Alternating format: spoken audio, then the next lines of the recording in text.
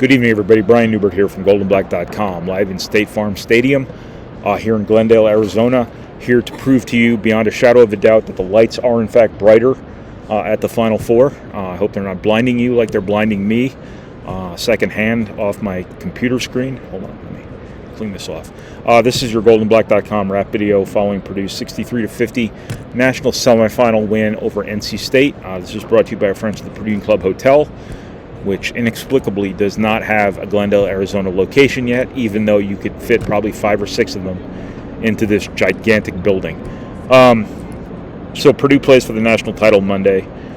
We get the game so many people have been clamoring for. Purdue and UConn have seemed to be on a collision course here for a matter of weeks, months, maybe all season.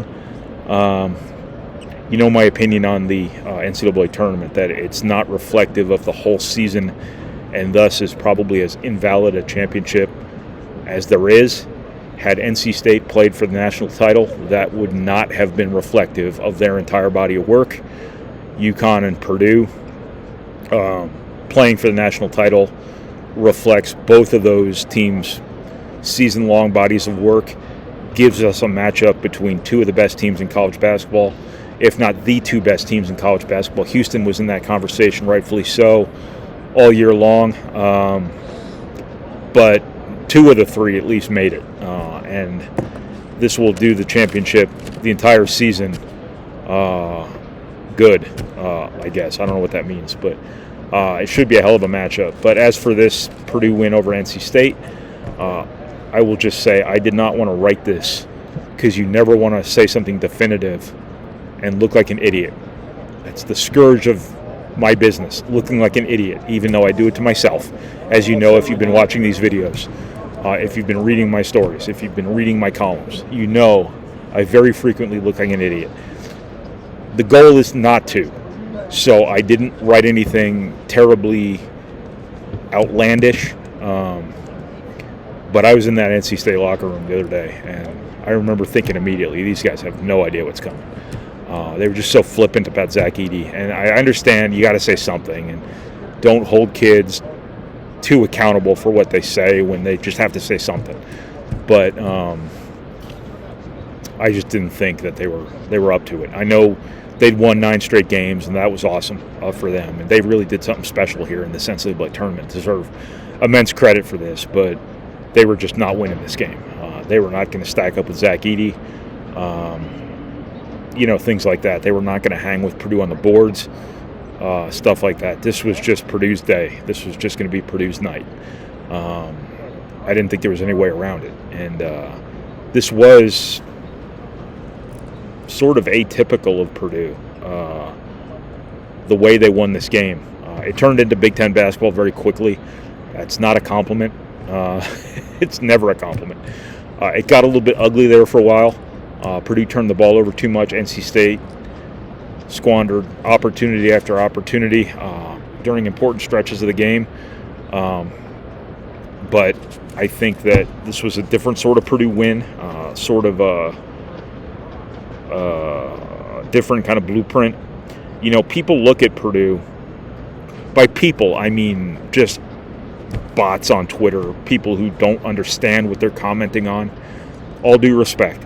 If you don't understand what you're commenting on, I'm not trying to insult you. I'm just trying to, as somebody who's built a career on commenting on things I don't understand, I'm not judging you. I'm just saying there are lots of people or fake people out there who comment on things in basketball that just don't get it. And there have been these weird misperceptions about Purdue all year long, one of which was that the Boilermakers are simply some sort of avatar for bad officiating, or some sort of creation of this deep officiating state or something that just puts them at the foul line left and right, and has stacked the deck against everyone who plays Purdue for some inexplicable reason. Like, why would that be? They dislike Ross-Ade because he's, I guess, aesthetically displeasing to watch in their minds. But this was different. This was a really bad night for those people, or fake people, or porno bots, or crypto bots, whatever they might be. Purdue only shoots 10 free throws for the second time in 3 games. Zach-Ade only draws 3 fouls, shoots 2 free throws, and Purdue wins by 13 over the hottest team in this field. Again, NC State had won 9 straight games. Good for them. That's awesome. But this was a hot team, and Purdue didn't need the foul line to beat them. Purdue, I'm talking out of both sides of my mouth here because Purdue scored a season-low 63 points. But I do think that Purdue, as I said after the Gonzaga game, they are just as good, if not better, offensively when the game flows and it doesn't stop left and right for somebody to shoot a free throw. You know, Purdue makes only 70% of their free throws anyway, so when they shoot 30 free throws, are you going to score as many points as you would if you just had those 15 possessions? Think about that. But Purdue scoring 63 points wasn't about the foul line. It was about the turnovers. Purdue finishes with 16 turnovers. That's a little bit deceiving because 3 of those turnovers came late when the game was already decided. Really aren't relevant to this conversation we're having right now. Is it a conversation which is one-sided? I don't know. It's a monologue. But Purdue's greatest existential threat remains turnovers. It's the one thing that ties to all their losses this season, all 4 of them. And some of that had to do with NC State today. Some of it had to do just with Purdue. I think it was probably 60-40 in NC State's favor. Braden Smith played his worst game of the season probably. I'd expect him to bounce back in a big way Monday night, although the opponent will be much better than what you got here tonight. I think NC State did a great job, though, with their pressure, so I don't know why I'm taking a stab at NC State there. But it's UConn. I mean, they are much better than NC State, so I don't really think I said something inappropriate there. Braden Smith will be better. Zach-Ade turns the ball over a bunch of times. That probably was more to do with NC State, throwing a lot of different stuff at him, digging out at the ball and things like that than anything else. But that's the reason why Purdue only scored 63 points. If you get 6 or 7 of those possessions back, you probably get another 8 points out of that, and all of a sudden you're right there in the low 70s, which is much more reasonable than 63 points for a team that often plays in the 80s. But the turnovers held Purdue back there for a while. NC State could not capitalize, and I think Purdue deserves credit for making sure that they got all the rebounds. They didn't give NC State a lot of second chances. NC State took some bad shots, too. But I think Purdue just offset the turnovers entirely with rebounding. This was going to be a game where Purdue's rebounding should have been a huge advantage. And, the 2 teams shoot relatively the same, so the total rebounds are relevant, 41-28 in Purdue's favor. Mo Diarra, their forward, during their 9-game winning streak, only twice has he grabbed fewer than 12 rebounds in a game. That's only happened twice. Today he gets only 5, does not get an offensive rebound. DJ Burns is not a good rebounder, so referencing his rebounding is not really relevant, but he only gets 1 rebound. So good job by Purdue on the glass, as always. 11 offensive rebounds for 19 second chance points. That's obviously the difference in the game, and got Purdue off to a great start. I think 10 of their first 12 points or 10 of their first 11 or something like that were second chance points. Great job by Purdue setting the tone on the glass and really establishing a strength that needed to be a strength tonight, and there was no reason it shouldn't be a strength. Does that make sense? I have no idea. Purdue's guard play. I mentioned Smith wasn't great in this game. He will bounce back and be better. But I think Lance Jones, his energy was really a big deal in this game. His aggressiveness goes both ways, much more positive than otherwise in this game. Good for him. He really showed up. Fletcher Lawyer, I think, is just steady as hell, and it just kind of boggles my mind. I think I was his only All Big Ten vote, and he is you want the ball in his hands. He's just so steady. You can trust him to make the right play. You can trust him to make the right decision. He's just so steady and so stabilizing and so poised. Now, when I say you want the ball in his hands, I'm not saying you don't want it in Braden Smith's hands. That would be crazy. Because Braden Smith's awesome, obviously. Has been awesome all season long. Wasn't good tonight, but that doesn't mean he wasn't one of the best point guards in college basketball all season long. But Lawyer is just underrated as hell and doesn't get the credit he deserves, isn't part of the conversation, isn't as prominent a part of the conversation about Purdue as he ought to be. He's a big part of a team that makes every big three. And I think there's an intangible there that you can't necessarily explain, you can't necessarily get to the bottom of, but I think it's probably just a matter of when you're always confident and you always want the ball, you're going to make your share. It just seems like Purdue makes more than its share of these big threes. Obviously, you'd rather it be that way than otherwise. So a great intangible of this Purdue team, and a big part of the reason why they're here.